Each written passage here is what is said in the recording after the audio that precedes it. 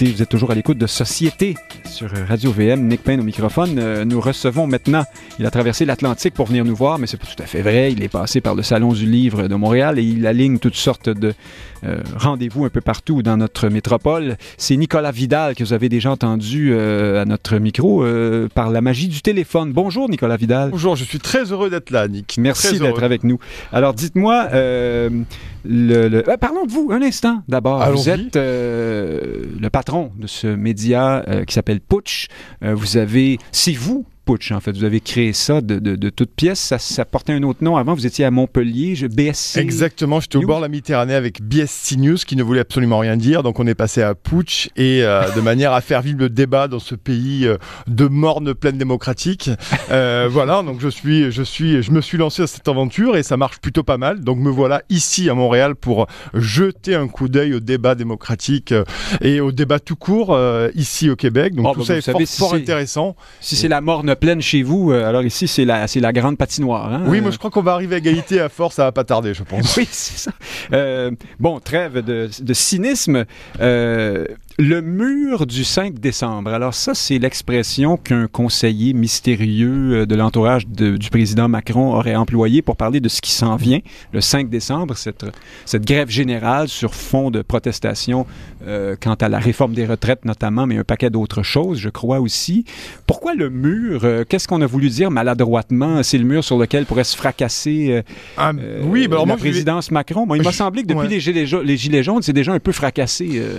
C'est compliqué pour Emmanuel Macron, mais moi je vais excommunier ce terme, je vais parler de muraille absolument infranchissable pour l'exécutif, pour Emmanuel Macron. Vous l'avez rappelé, on est sur une réforme en profondeur des retraites, de l'assurance chômage, sur toute une série de réformes sociales aussi, et qui couvre aussi avec le mouvement des Gilets jaunes, qui je rappelle est parti depuis le 17 novembre 2018. Donc on se retrouve aujourd'hui, c'est une grande chimère la convergence des luttes aujourd'hui en France, mais moi je commence à parler, ça fait un certain temps que j'en parle sur certains plateaux en France, de convergence des colères, parce qu'on est vraiment avec beaucoup de corps de métier qui se sentent attaqués massivement par le chef de l'État et qui sont en train d'essayer de montrer au chef de l'État qu'il n'est plus possible à un moment donné de mener cette politique néolibérale.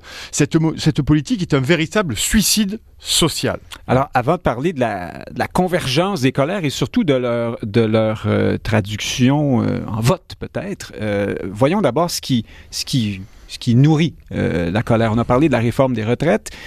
Pour faire contradiction, je pourrais vous dire que vu d'ici, on peut se dire parfois que vous avez un système qui peut être coûteux, qui n'est peut-être plus rentable, avec des protections assez fortes qu'on ne connaît pas chez nous. D'ailleurs, des ministres du gouvernement ont allégué que les gens qui se plaignent actuellement sont des gens qui sont en faveur de régimes déficitaires. Bon, c'est une façon peut-être de jouer les uns contre les autres là, pour essayer de casser la solidarité en vue de cette grève. Mais il reste que, est-ce qu'il y a un argument réel là? Est-ce que c'est vrai que vous allez à la banqueroute? Est-ce que c'est vrai qu'il faut réformer un peu pour rendre ça un peu moins lourd? Vu d'ici, vu du monde en général, on a l'impression qu'en France, la bureaucratie coûte cher, les programmes sociaux Alors, c'est un premier élément de réponse, mais il faut avoir une vision du problème beaucoup plus large, parce qu'en fait, c'est une politique néolibérale dictée par Bruxelles. C'est ça, aujourd'hui, le problème. Je vous renvoie à ce qui s'est passé en Grèce en 2015.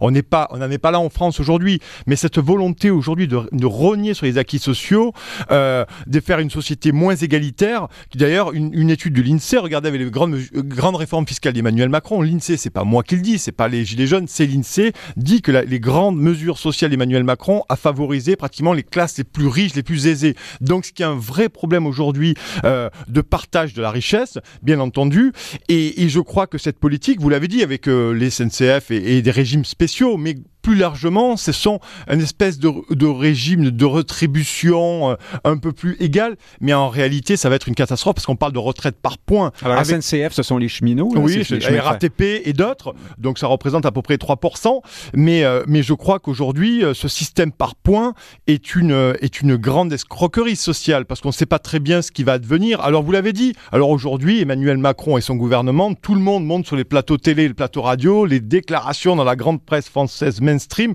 pour nous dire effectivement qu'on ne comprend pas cette grève étrange, c'est Emmanuel Macron qui le dit, parce que effectivement les gens vont se mobiliser pour des privilégiés qui bénéficient d'accords sociaux. Mais c'est plus, alors ça pour moi c'est la dernière carte, c'est ce qu'on sort, qu'on n'a plus rien dans les poches, qu'on est en caleçon et qu'on essaye de sortir quelque chose pour jouer une vieille politique d'arrière-garde. On a sorti autre chose de sa poche aussi. Le président parlait non pas cette fois-ci des Gaulois réfractaires, mais d'une France en tout cas, que c'est un peu la même chose, qui est un peu trop négative sur elle-même, trop pessimiste. Encore une fois, pour me faire contradicteur, c'est vrai que les Français ont l'image de gens qui se plaignent un peu le ventre plein, qui aiment en tout cas beaucoup protester et se plaindre. Le président Macron ne dit-il pas quelque chose là qui mérite qu'on s'y attarde davantage du strict point de vue de la stratégie politique? Mais vous avez entièrement raison, parce qu'Emmanuel Macron ne croit pas en la France, mais Emmanuel Macron est le DRH de la Startup Nation. Donc il a ce discours des grands groupes mondialisés. Directeur des ressources humaines. Exactement, oui, en plus mandaté avec son mandat bruxellois. Donc il parle comme un DRH finalement. On va essayer de casser, concasser, vous comprenez pas, on fait ça pour vous. Et en fait, il en a oublié la France, il en a oublié la France périphérique, parce que les gens qui bénéficient aujourd'hui de la politique d'Emmanuel Macron, l'INSEE, je renvoie les auditrices et auditeurs à cette étude, elle bénéficie à très peu de gens en France. La France périphérique est une nation, elle la constitue, et elle est, moi je le dis souvent, la France périphérique, c'est les cocus de la mondialisation, c'est les gens qui sont délaissés dans les territoires, qui n'ont plus accès aux services publics. Alors vous êtes en train de me dire que c'est dur pour vrai là, pour eux. Là. Ce ne sont pas moi, je le pense. Et puis des Français Mossad caricaturaux. Oui. Mais là, on est maintenant, je lisais hier un article, un des ministres, alors le confrère c'est Marianne, pour le coup, journal Marianne, disait qu'un des poids lourds du gouvernement, je ne sais pas s'il reste un poids lourd dans ce gouvernement, mais peu importe, apparemment c'est un poids lourd du gouvernement, disait qu'on était dans un moment de la France qui ne se passe que chaque siècle. Voilà, donc il parlait même de vacillement. Donc pour vous dire un peu, pour vous décrire la situation aujourd'hui, pour revenir à cette idée du mur, même de la muraille à laquelle va s'affronter Emmanuel Macron, parce que je crois qu'aujourd'hui Emmanuel Macron et le gouvernement est en train de gouverner contre son peuple, du moins contre 60% de la France périphérique, parce qu'en France il y a les gouvernants c'est ceux qui gouvernent, mais aussi qui bénéficient de la mondialisation, et puis il y a également les gouvernés, et les gouvernés c'est 60% des Français qui sont aujourd'hui vent debout, parce qu'ils sont paupérisés et précarisés contre cette politique. Quel est ce chiffre, 60%? C'est une estimation? Oui, il y a plusieurs auteurs, notamment Pierre Vermerin le dit, et d'autres, Christophe Guilluy aussi le disent, ils ont parlé de la France périphérique, et c'est à peu près cette France-là qui est en dehors des grandes métropoles. Pas que Paris, Toulouse, Bordeaux, Montpellier, Lille, et d'autres. Donc c'est toute cette France qui vit loin, qui s'est fait enfermer derrière ces ronds-points, qui s'est fait enfermer derrière des zones périurbanisées, qui s'est fait enfermer finalement. Et c'était rigolo, c'est marrant, parce que l'Union européenne, le libéralisme, qu'on a abattu les frontières économiques de la liberté de la circulation des personnes et des biens et des capitaux, aujourd'hui, cette France-là, elle, s'est retrouvée enfermée dans son propre territoire. Donc c'est assez étonnant, c'est même effrayant, cette nouvelle donne, on va dire, économique ou nationale. Enfin, nationale non, parce que Emmanuel Macron n'a pas du tout d'idée de nation. On rappellera qu'il a parlé de souveraineté européenne, voilà. Oui, bien sûr, vous allez me dire qu'il avait expliqué que la culture française ou l'identité n'existait pas. Elle était plurielle, ce qui avait fait beaucoup réagir, et ça, c'était encore le candidat Macron, c'était pas le président Macron. Absolument. Donc tout ça pour dire qu'Emmanuel Macron ne croit pas à la France, il croit à la souveraineté européenne, il croit au diktat bruxellois, et bien entendu, il gère la France comme une start-up. D'ailleurs, il l'a dit, une start-up nation. Voilà. Vous avez entendu Francis Boucher opiner du bonnet. Il porte un bonnet d'ailleurs aujourd'hui, en termes français, on ne dit pas une tuque. Dans un instant, Francis Boucher va avoir des sujets sur lesquels vous allez avoir encore plus envie de parler. Parce que là, il faut voir comment ça se traduit dans l'avenir électoral, j'allais dire. On parle beaucoup... Alors, des mouvements populistes partout en Europe, même jusqu'ici en Amérique avec Donald Trump, par exemple, bien que ce soit un cas particulier, le Trumpisme, mais qu'importe, les ressorts sont en partie les mêmes, ce peuple qui se sent un peu laissé de côté par l'élite, pour le dire très, très, très simplement. Marine Le Pen, est-elle celle qui fait obstacle en France à la traduction politique de ce qui est arrivé à travers les Gilets jaunes, notamment, qui ont très certainement brisé en bonne partie la présidence Macron? D'abord, déjà s'appeler Le Pen, puis ensuite, ne peut-être pas avoir la compétence pour... C'est l'impression persistante. Oui, moi je le crois aussi, mais je crois que pour répondre à votre question, Nick... je la pose différemment. Ouais. Si on avait un candidat plus fort à sa place, est-ce que alors, moi, je pense, craindre ou en tout cas espérer, je ne vais pas être excessif, mais je vais vous dire simplement que par rapport à la crise en France profonde, il y a une crise économique, on vient d'en parler. On vient d'en parler d'une politique néolibérale. Mais aussi, on vient de parler d'un problème de légitimité démocratique. Et quand je parle de légitimité démocratique, je parle de toute la classe politique qui est sur les plateaux ou qui est d'ailleurs aux responsabilités depuis 30 ans. C'est-à-dire qu'aujourd'hui, les Français, la France périphérique, a excommunié les partis politiques, mais également les syndicats. Et on prend en parler syndicats parce que ça va être un point extrêmement important de cette grève du 5 décembre. Donc finalement, je crois que autant bien, comme la gauche socialiste, les socialistes ont perdu misérablement aux élections présidentielles. Remarquez que la droite a perdu aux européennes et Marine Le Pen... C'est pas très bon pour la gauche aux européennes non plus d'ailleurs. Oui, effectivement. Jean-Luc Mélenchon est sur une sorte de siège éjectable depuis. Ah, il est sur 2 jambes, dont une qui est en train de se briser petit à petit dans les conflits. Dans un instant. Voilà, et ça c'est très compliqué chez Jean-Luc Mélenchon. Mais pour en revenir à ça, et votre question, c'est que Marine Le Pen aujourd'hui a fait marche arrière sur l'euro. Elle a fait marche arrière. Et c'est la question centrale. La question centrale, c'est la question du clivage. Il y a le clivage souverainiste, voilà, et le clivage progressiste ou faux-gressiste. Voilà, j'aime bien cette... je le rapprends. Faux-gressiste. Faux-gressiste. Alors, l'auteur, c'est Webster, que j'ai reçu hier à l'interview sur un livre. Il parlait de faux-gressiste sur d'autres sujets, mais j'ai bien aimé, donc je le reprends et je le cite. C'est normal. Mais voilà, donc ce clivage-là est entre les souverainistes et les progressistes. Et le peuple est dans le camp de souverainisme. Parce que je rappelle souvent que disait Jean Jaurès. Il disait la nation est le dernier refuge des pauvres. Voilà. Et aujourd'hui, on a ce clivage-là. Et d'ailleurs, je rappellerai pour la petite anecdote, pour sourire un peu, que Bruno Retailleau, corde ou grand ponte des Républicains, demande effectivement à réquisitionner les fonctionnaires pour, du moins dans les transports, pour la journée de grève. Vous voyez bien que là, aujourd'hui, même les Républicains sont en train de trahir et ils oublient totalement les revendications sociales et oublient finalement le peuple parce qu'il n'y a pas un espace de feuilles de tabac entre tous ces hommes politiques. Donc le peuple français, les 60%, aujourd'hui ne veulent plus de ces gens-là. Donc nous sommes dans une impasse. Les Républicains, évidemment, étant la droite traditionnelle, l'ancienne UMP. Vous parlez de cette déconnexion, en quelque sorte, entre, ma foi, la classe politique en entier et le peuple, encore une fois, pour le dire simplement.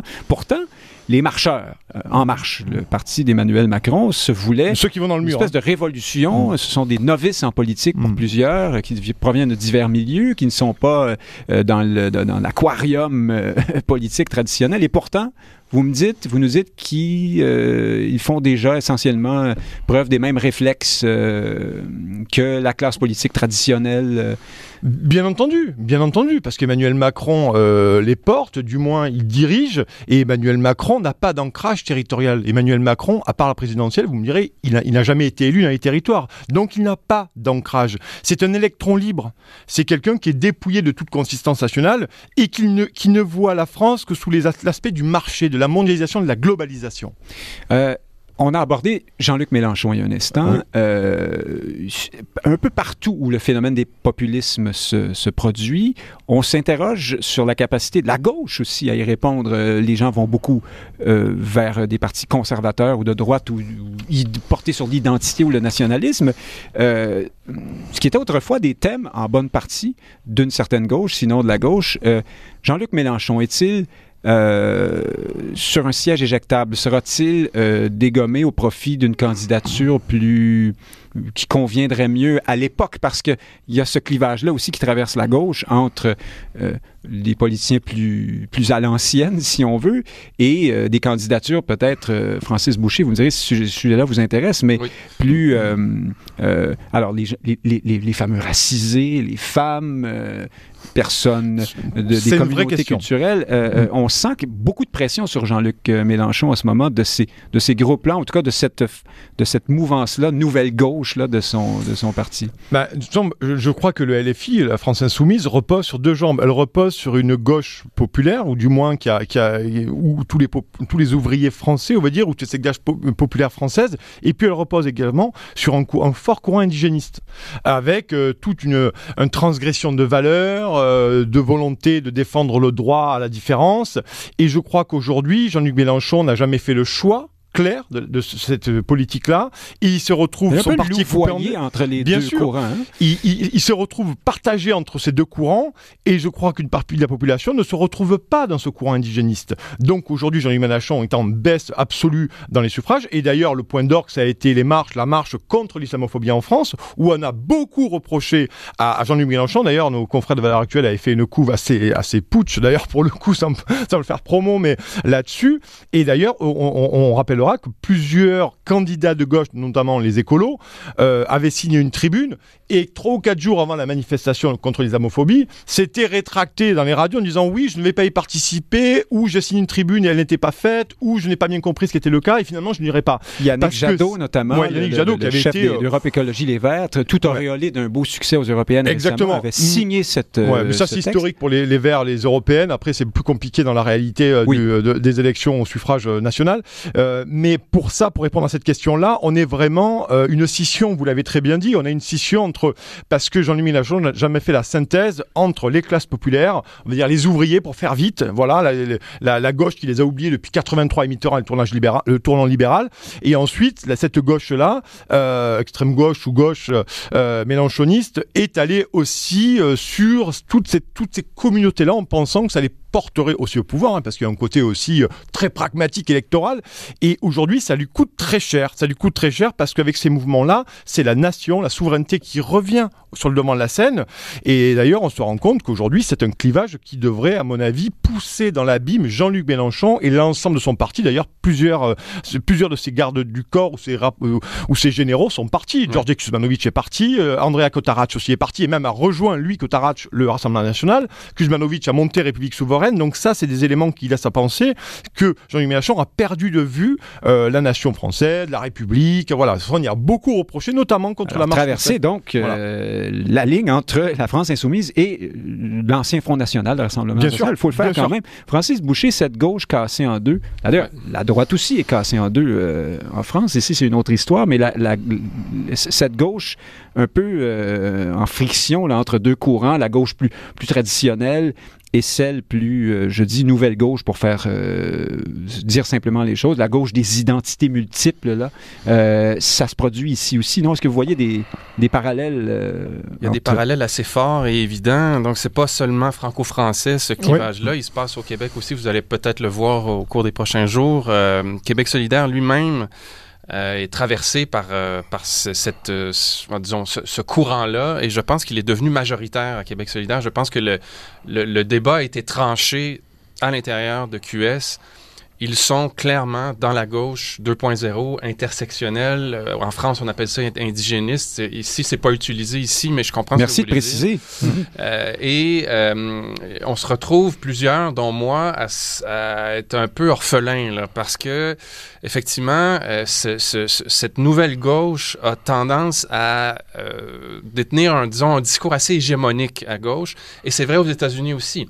La campagne de Bernie Sanders, la dernière, pas celle-ci, mais la dernière, a été faite sur des clivages, des enjeux très classiques, très gauche classique, la nation, effectivement, des régimes universels, très universalistes. On a reproché à Sanders d'avoir mené ce type de campagne-là. Et alors, qu'est-ce qu'il fait aujourd'hui? C'est rapprocher des groupes intersectionnels. Il mène une campagne beaucoup moins affirmée que la dernière fois, et je pense qu'il est en train de, lui aussi de perdre tranquillement le vote, notamment très important du nord-est américain, les zones dévitalisées. Ce vieil homme blanc, évidemment, qui ne convient absolument pas. Avec un accent pas possible. Oui. Mais bon, il incarne quand même quelque chose. Mais ce que je veux dire, c'est que oui, il y a un risque de perdre le peuple dans toute sa diversité par ailleurs, parce que ce n'est pas vrai que parce que la personne est d'origine XY, qu'elle cherche absolument à faire valoir son identité.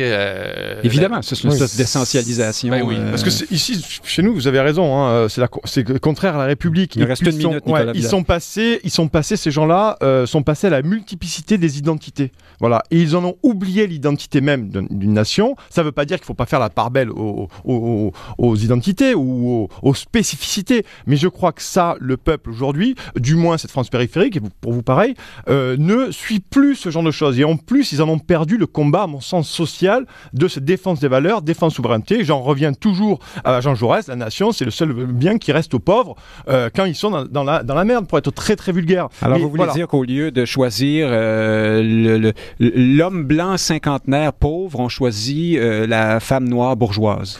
On est dans ces bon, c'est plus compliqué que ça, mais je veux dire, c'est vrai que aujourd'hui, je pense que il y a un flou au-dessus de ça, et de toute façon, ils seront toujours dans une impasse.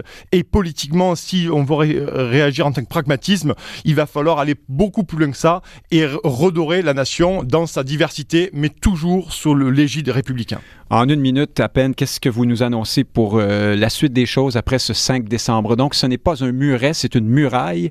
Emmanuel Macron était déjà affaibli par le mouvement des Gilets jaunes qui célèbre son premier anniversaire. Qu'est-ce qui lui reste à jouer comme carte dans Mais il son n'en a jeu? pratiquement plus, parce qu'aujourd'hui, il passe en force. On l'a vu avec les violences policières massives, tout à fait détestables et honteuses, concrètement. Et en fait, ce mouvement-là, c'est l'antinomie de ce mouvement néolibéral. Les Gilets jaunes, je l'avais dit, sont vraiment le cauchemar des élites néolibérales. Et on voit pas très bien, on est très incertain, on ne sait pas du tout comment ça va finir, parce que Emmanuel Macron n'a pas envie de changer sa politique, sinon il va faire défaut à l'oligarchie de l'Union européenne qu'il a mandaté ou porté au pouvoir pour ça. Mais il a changé un peu sa politique, hein? Sur le modèle de plusieurs présidents français qui ont une espèce de crise du 2 ans.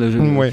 Ensuite, on fait un peu plus de social. Après. Et là, le problème, c'est que, pour finir très rapidement, c'est que Emmanuel Macron est en train de léguer tout ce qui nous reste, le peu de souveraineté qui nous reste, à Bruxelles. Donc à partir de là, on n'a pratiquement plus rien. Donc le clash ne va être qu'encore plus violent, et le combat social va supplanter à un moment donné l'idée même de Macron de faire de la France une start-up nation. Une petite entreprise. Voilà. Merci beaucoup, Nicolas Vidal. Merci beaucoup. Sur Putsch Média, on lit vos éditoriaux, on regarde vos très intéressants balados et vos podcasts en direct aussi. Ou enfin, c'est un peu... je me perds dans les concepts, mais peu importe, on vous regarde en vidéo, on vous lit. Merci d'être passé nous voir. Merci beaucoup. On vous souhaite un beau retour à Paris. Au moins, vous n'arriverez pas la journée du 5, donc vous trouvez un taxi. Non, Putsch sera sur place pour couvrir les événements. Voilà, mais on aura encore un peu de temps. Voilà. Super, merci beaucoup. Merci Francis Boucher d'être resté avec nous. On salue Frédéric Lapointe, William Corbatli et bien sûr, merci à Daniel Fortin à la mise en onde. C'est Nick Payne au microphone qui vous dit à la semaine prochaine.